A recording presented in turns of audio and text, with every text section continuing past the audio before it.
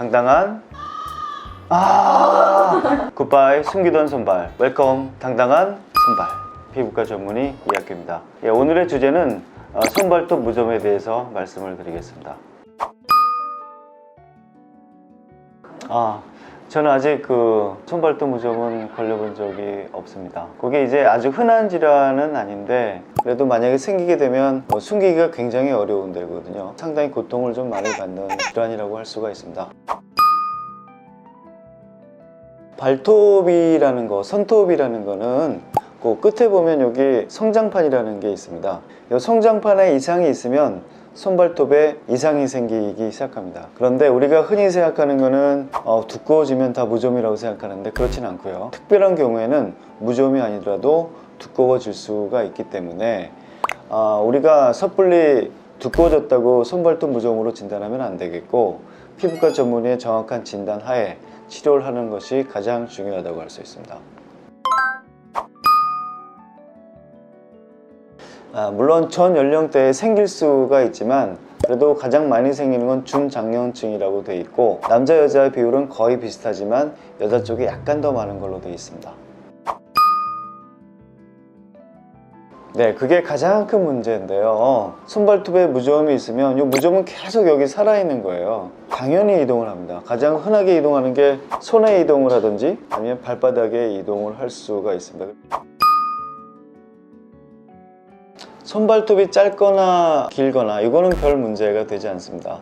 손 발바닥에서 올라올 수도 있고, 균이 요 바깥에서 들어갈 수도 있고 안쪽으로 들어갈 수도 있습니다. 그래서 손발톱의 무좀을 예방하기 위해서 짧게 자르는 것은 의미가 없습니다. 가장 우리가 첫 번째로 생각할 수 있는 게 먹는 약, 바르는 약이 또 나왔고, 세 번째는 레이저입니다. 요즘 가장 각광받는 게 이제 레이저죠. 왜냐하면 건강에 대한 문제를 전혀 야기하지 않고, 그 다음에 치료 효과도 상당히 좋기 때문에 요즘은 레이저를 이용한 손발톱 무좀이 가장 각광받는 치료라고 할 수 있습니다. 루눌라 레이저는 통증이 전혀 없다는 거죠. 균을 잘 죽일 수가 있고, 그 다음에 주위에 있는 피부의 면역성을 많이 높여가지고 무좀 균을 죽일 수가 있는 거죠. 파장을 두 가지로 이용합니다. 600대, 그 다음에 400대 나노미터의 레이저의 파장을 이용하기 때문에 효과적으로 균도 죽이고 피부도 재생시키는 효과가 있습니다. 의사가 부작용이 없다라고 얘기하면 상당히 좀 그런데 거의 없습니다. 정말 거의 없습니다. 왜냐하면 이게 아프거나 열을 이용하거나 그런 게 아니라 전혀 마취가 필요 없을 정도로 통증이 없기 때문에 부작용은 거의 찾아보기가 힘듭니다. 이 완치라는 거는 환자의 의지에 따라 좀 많이 달라진다라고 생각을 합니다. 무좀균이 없어질 때까지 치료를 해야 되는 거는 약을 먹거나 아니면 레이저를 하나 똑같은데 그 기간이 상당히 오래 걸립니다. 요 밑에까지 완전히 있는 경우에는 최소한 6개월 정도를 치료해야 되고, 발톱 같은 경우 이렇게 두꺼워져 있는 경우가 있거든요. 그러면 두꺼워져 있으면 자라는 속도가 상당히 느립니다. 그러면 치료 기간이 상당히 오래 걸리고, 이건 의지가 없다면 도저히 치료할 수가 없는 거거든요. 이게 다 자랄 때까지 치료를 해야 되기 때문에. 그런데 중간에 다 됐다 하고 멈추면 안 됩니다. 다시 내려옵니다. 그래서 이 치료는 끈기를 갖고 끝까지 치료하지 않으면 완치될 수 없다. 본인의 의지가 확실하고 끝까지 레이저를 받는다면 완치될 확률은 굉장히 높다라고 말씀드릴 수 있습니다. 이게 보통 이제 일주일에 한 번 정도 치료를 합니다. 상황이 많이 호전돼 가지고 곰팡이가 좀 많이 죽는다면 그 이후에는 2주에 한 번 정도 치료를 할 수도 있습니다. 이 레이저는 600과 400의 나노미터대를 이용하기 때문에 통증이 전혀 없는 레이저입니다. 그래서 마취는 전혀 필요가 없습니다.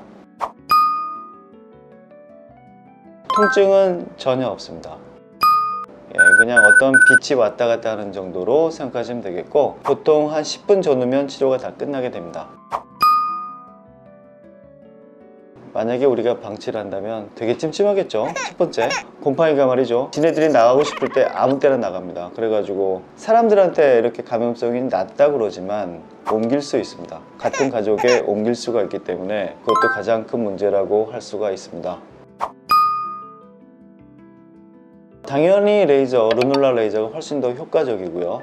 그렇다고 바르는 무좀약이 전혀 효과가 없는 것도 아니고 이론적으로 충분한 베이스가 있기 때문에 할 수 있다면 둘을 같이 사용한다면 치료 효과가 더 나쁘지 않을 거라고 생각을 하고 있습니다.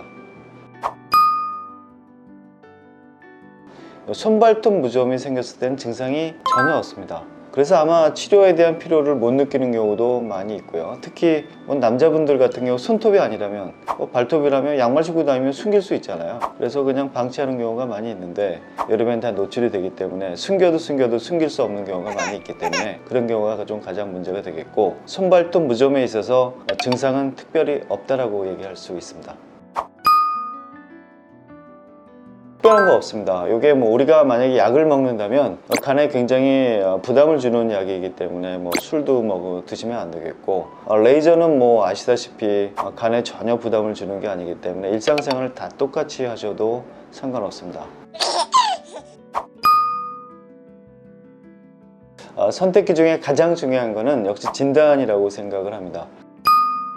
손발톱 무좀이 두꺼워져 있다고 그래가지고 모두 다 무좀은 아니거든요. 정확한 진단을 위해서는 역시 피부과 전문의를 찾아가서 이게 정확하게 손발톱 무좀인지 아니면 다른 피부 질환에 의한 손발톱의 변형인지를 확인하시는 게 좋을 것 같고요. 그 뒤에는 이제 그 병원의 시설에 따라 가지고 아마 치료가 들어갈 겁니다.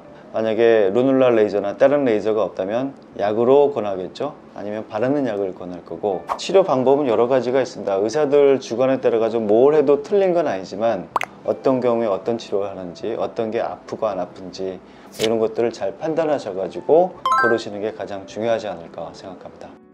네, 정보가 알찼다면 좋아요를, 더 많은 정보를 원하시면 구독을, 알고 싶은 게 있으시면 댓글로 남겨주신다면 저희가 성의껏 말씀을 드리도록 하겠습니다. 저는 피부과 전문의 이학규였습니다. 감사합니다.